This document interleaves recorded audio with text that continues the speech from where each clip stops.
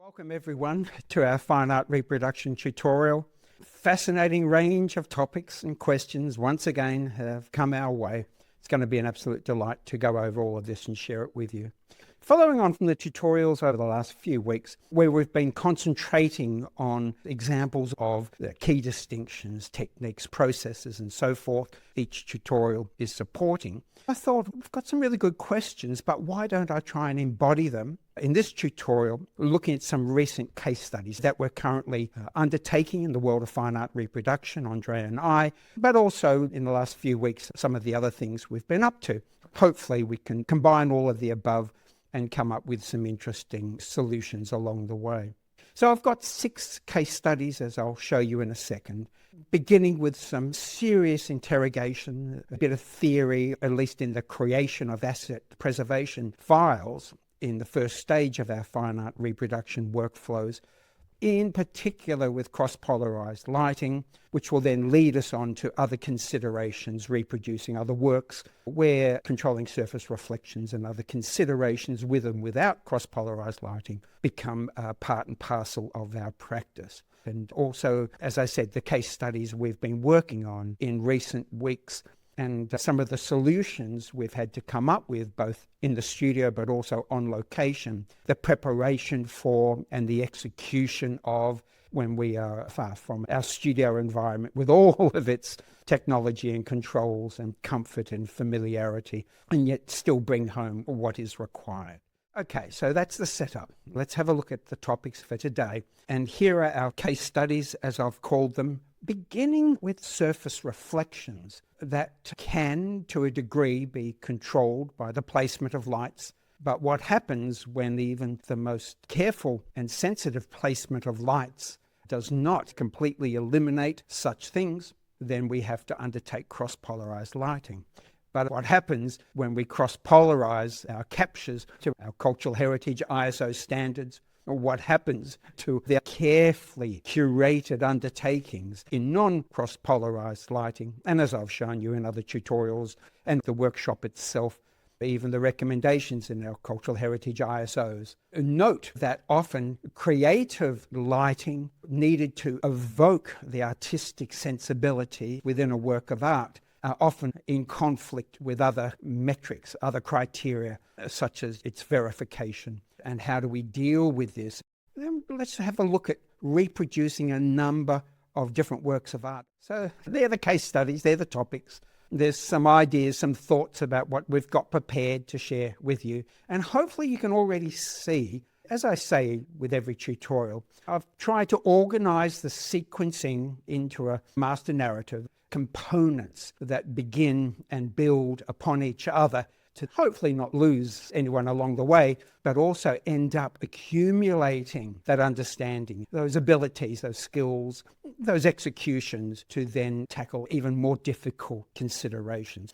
So that's the setup, that's where we're going. And let's work episodically through these case studies, one building upon the other in various ways. Beginning with this first topic, reproducing reflective works with cross-polarized lighting and its verification. Remembering that its verification is outside of our cultural heritage ISO standards.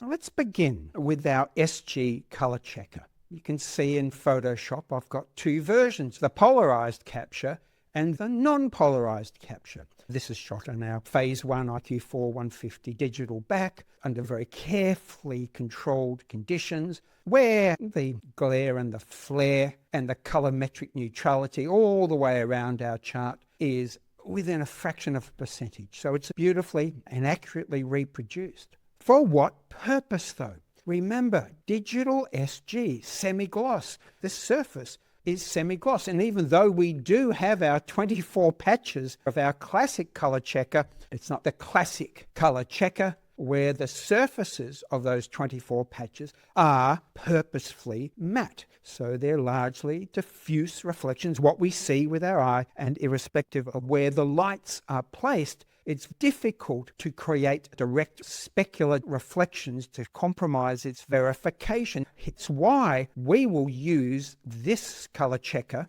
rather than the SG when capturing works of art because of its diffuse reflections, whereas the SG is for camera profiling, input profiling. And you can see visually the dramatic difference between the polarized capture and the non-polarized capture. So we begin input profiling with custom reference data measured with M0, or in our case an M1 measurement mode. And then we have another capture with cross-polarized lighting where we create a second input profile using M3 polarized measurements of this very target. And we need to do the same for our ColorChecker Classic, at the very least our 6 neutral patches. Remembering this is middle gray, we have 2 shadow patches, we have 2 highlight patches, and we have a paper white. So let's have a look at some data, because we're now talking about photographing a work of art, not just a chart, with cross-polarized lighting in order to control reflections that we can't otherwise control no matter where we place our lights. So here is that ColorChecker Classic measurement data measured with our beautiful Konica Minolta FD7 spectrodensitometer in the M1 and also the cross-polarized M3 modes. These are the neutral patches, A4, B4, C4, and so on. There's the dark shadow, there's middle gray. Yes, sitting around that 51 L star. Look at the data format, sample name, A4, B4, they're the patches.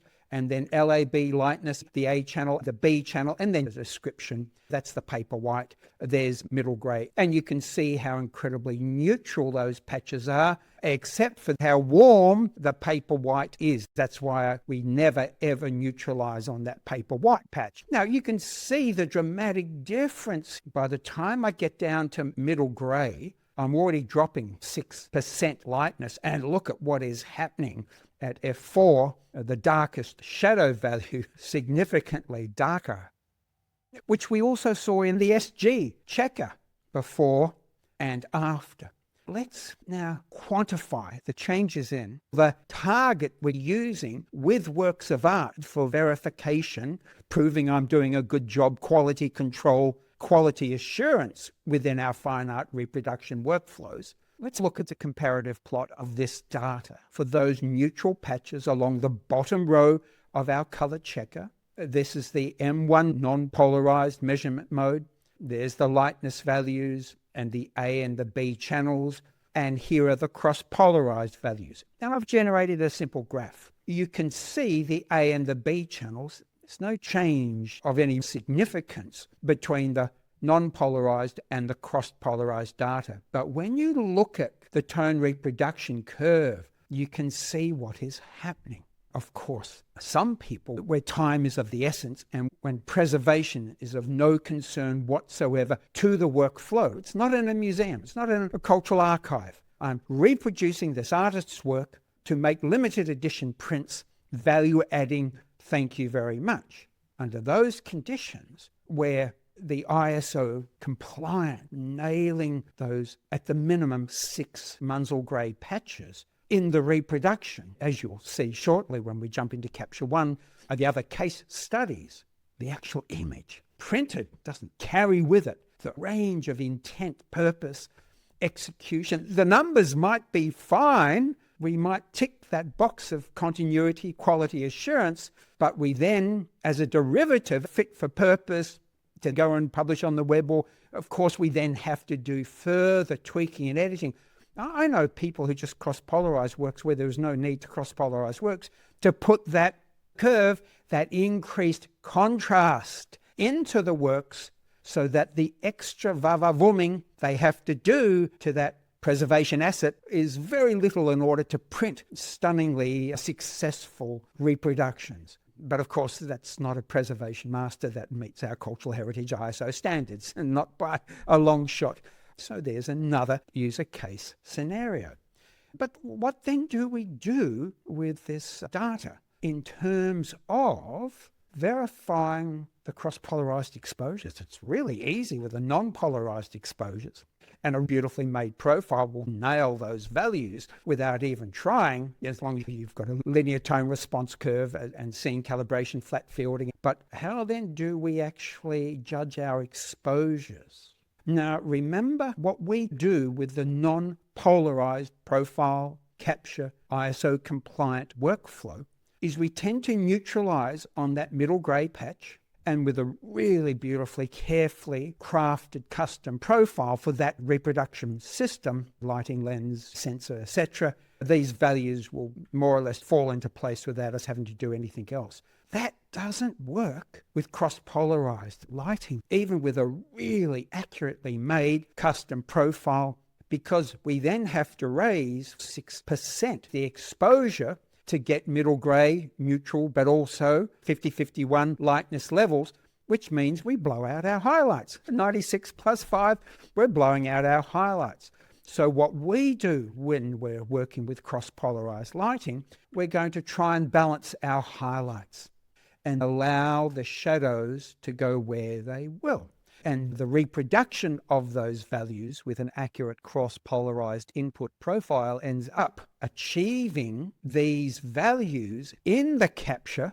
It's not like the contrast scale of our non-polarized. It's massively intensified as we plummet through the tonal scale, heading towards midtones and shadows. But we are then nailing these numbers in our reference file. We then, often with simple luminosity masking in a program like Photoshop, take the cross-polarized highlights or polarized values anywhere within our tonal scale and mask them into our non-polarized values where that glare or flare or other reflections need to be moderated. So there's a few hints and clues looking at those variations on a theme where we're comparing and needing to cross-polarize light to control those reflections, but also have a level of verification along the way. Now, of course, the big problem, if you're not measuring with your own instrumentation and creating custom reference files, non-polarized, cross-polarized data sets, if you're relying on the published X-Rights, Calibrights reference data for ColorChecker Classic, they're made with M0 measurements. They're not M3 cross-polarized data. You can't possibly take a cross-polarized exposure of that SG color checker and make a profile to represent non-polarized reference data. It just doesn't work, as those notes from the workshop make blatantly clear. So this is where we then run into a bit of a hurdle if we are not able to create custom reference data we can trust and rely on for each of our test charts. And I've just shown you measurement data for those 6 Munsell grey patches for one of our classic color checkers that we use on our copy stand with a lot of our reprographic works.